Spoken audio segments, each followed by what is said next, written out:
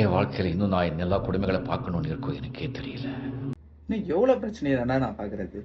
இப்போ தான் 20,000க்கு மேலே ஃபாலோவர்ஸை சேர்த்த ஒரு 7 வருஷம் கஷ்டப்பட்ட அக்கௌண்ட் போச்சு. வெளியில இருந்து தான் அவ்வளோ பிரச்சனை வருதுன்னு பார்த்தா, ஒரு எத்திக்ஸே ஃபாலோ பண்ணாமல் ஃபோட்டோகிராஃபர்ஸ்குள்ளேயே இவ்வளோ பிரச்சனையை கிரியேட் பண்ணுறீங்களே, அப்புறம் வேறு என்ன தான் பண்ணுறது? என்னோடய ஃப்ரெண்டோட ஃபேமிலியில் ஒருத்தவங்களுக்கு நான் எடுத்து மேக் பண்ண ஆல்பமை அவங்க ஃப்ரெண்டுக்கே அவங்க அனுப்பிச்சிருக்காங்க. என் ஃப்ரெண்டு கால் பண்ணி எனக்கு திடீர்னு இந்த மாதிரி உனக்கு ஒரு மெசேஜ் அனுப்பிச்சிருக்கேன் போய் பாரு, இந்த மாதிரி உன் கண்டென்ட்ஸை மற்றவங்க யூஸ் பண்ணுறாங்க அப்படின்னு சொல்லி எனக்கு மெசேஜ் அனுப்புகிறான். நான் ஓப்பன் பண்ணி பார்த்தா எனக்கு அவங்க வந்து ப்ரூஃபோடு அனுப்புகிறாங்க. அவன் என்ன அனுப்புகிறான்னா, ஸோ என்னோடய ஆல்பம் வீடியோவை இன்னொரு பேஜ், அதாவது கிஷோர் ஜிகே ஃபோட்டோகிராஃபின்ற ஒரு பேஜ், ஆல்பமில் என்னோடய லோகோ ரிமூவ் பண்ணுறதுக்கு பதில் அவர் கிராப் பண்ணியிருக்காரு. அந்த லோகோ நான் எப்பவுமே கீழே தான் போடுவேன், ஏன்னா மற்றவங்க யூஸ் பண்ணட்டும், எனக்கு பிரச்சனை இல்லை. இதுக்கு நான் ரியாக்ட் பண்ணியிருக்க மாட்டேன். முன்னாடி ஒரு பேஜ் இருந்தது, நிறைய பேருக்கு தெரிஞ்சிருக்கும். இந்த ஃபாலோவர்ஸுக்கு 20,000க்கு மேலே ஃபாலோவர்ஸ் வச்சுருந்தேன். ஆல்மோஸ்ட் 1000 போஸ்ட் கிட்ட, ரீல்ஸ் அண்ட் போஸ்ட் எல்லாம் கிட்ட நான் போட்டு வச்சுருந்தேன்.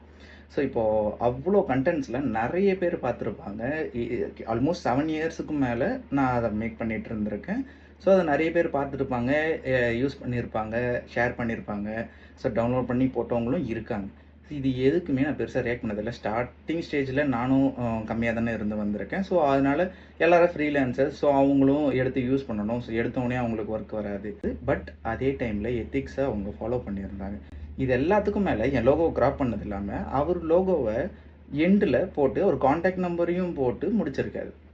ஸோ எனக்கு இங்கே தான் எனக்கு ட்ரிகர் ஆச்சு, இது நான் சும்மா விடக்கூடாதுன்னு சொல்லி. ஸோ அதுக்கு தான் இந்த வீடியோவை போட்டிருந்தேன்.